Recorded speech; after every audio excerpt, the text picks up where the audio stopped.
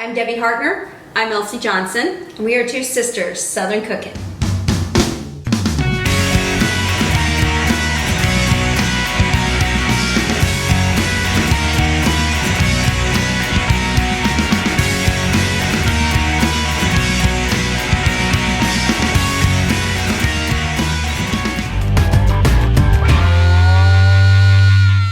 Hey guys, so as promised, we are making the cat head biscuits.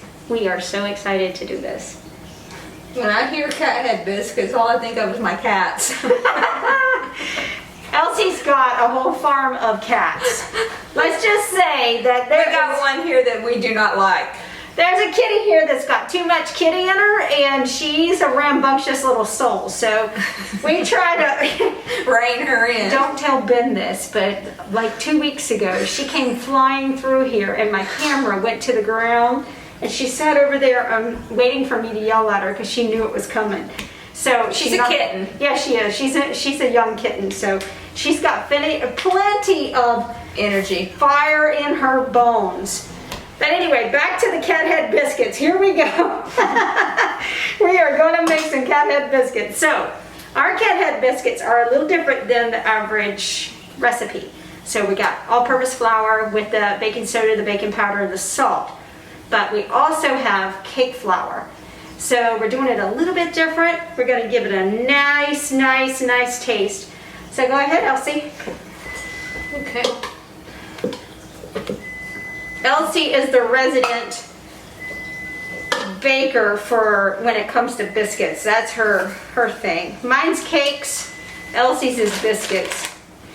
Now you want to keep your butter as cold as you possibly can, as well as your Crisco. And your buttermilk. You want to keep that as cold as you possibly can. So I'm just going to try to get them all coated. So beforehand, you didn't know we had already whisked our baking powder, and salt, and our all-purpose flour together in the little measuring cup. So we had it already mixed together. So you just want pea size in this. Now, if you start to feel like your hands are too warm and you want to be able to slow down the process so you have those nice flaky biscuits, then just put it back in the refrigerator for like 15-20 minutes, and it'll start to take shape again. You don't want to end up having your biscuits flat and dense. I know we've been getting a lot of questions about biscuits lately, so we wanted to make sure you guys had all the information you need.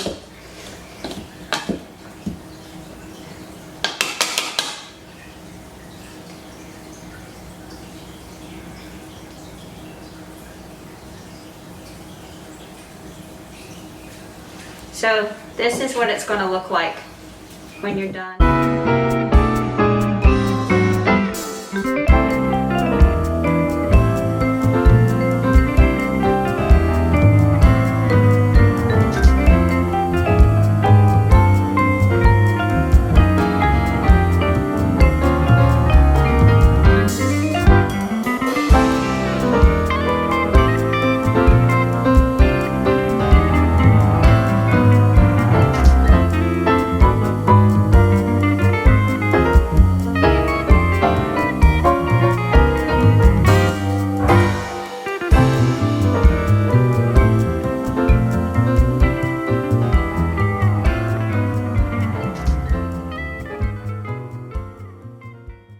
Make a little well in the middle so we can pour our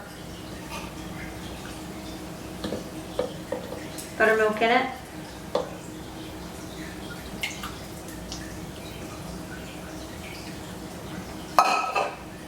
Ready? Absolutely. So you don't want to keep manhandling it, but you want to kind of move it from side to side until it's combined.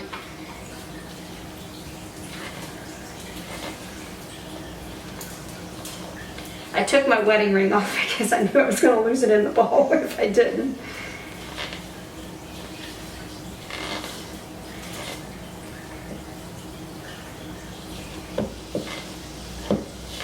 You want to be able to manipulate it until it starts to pull away from the side, which it's getting there.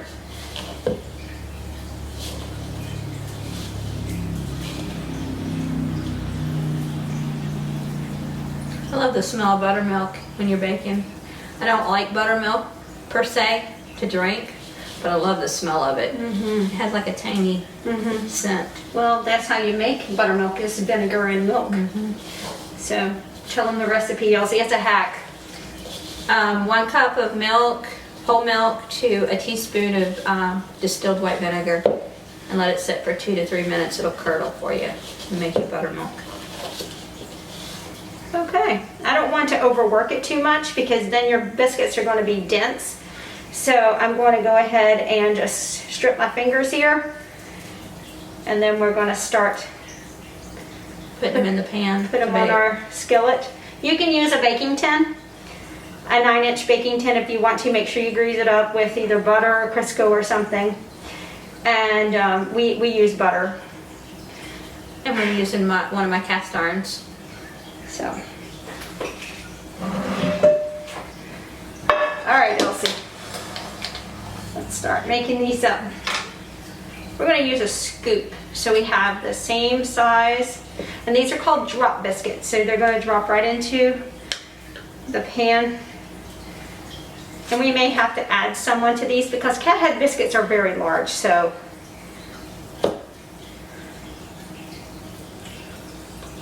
but you see the texture of that?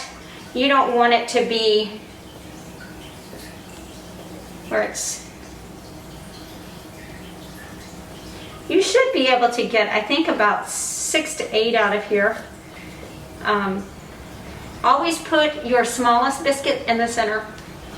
And the reason for that is because it bakes less. Because the outside always bakes more than the center does. So make sure that you put your smallest one in the center.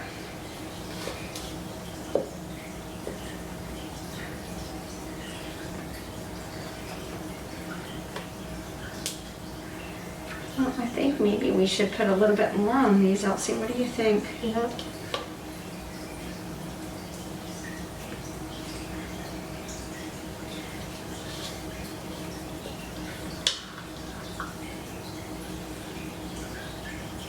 So next we're going to be making gravy, and we're also going to be making mashed potatoes, and of course Ben is not happy about this, but we're going to have zipper peas again because he wasn't a big fan of zipper peas because he's not Southern. No, he's But northern. Morris loves zipper peas, so guess what? We're having zipper peas again tonight for dinner. Somebody asked me that. What is zipper peas? So it is it's a pea that is similar to a purple hull pea, a crowder pea.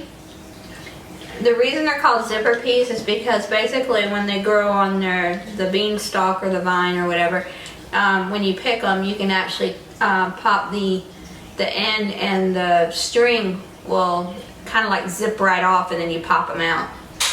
How many more do you think we need, Elsie? We probably need 2 more. Okay. So you want me to get another pan? I don't know.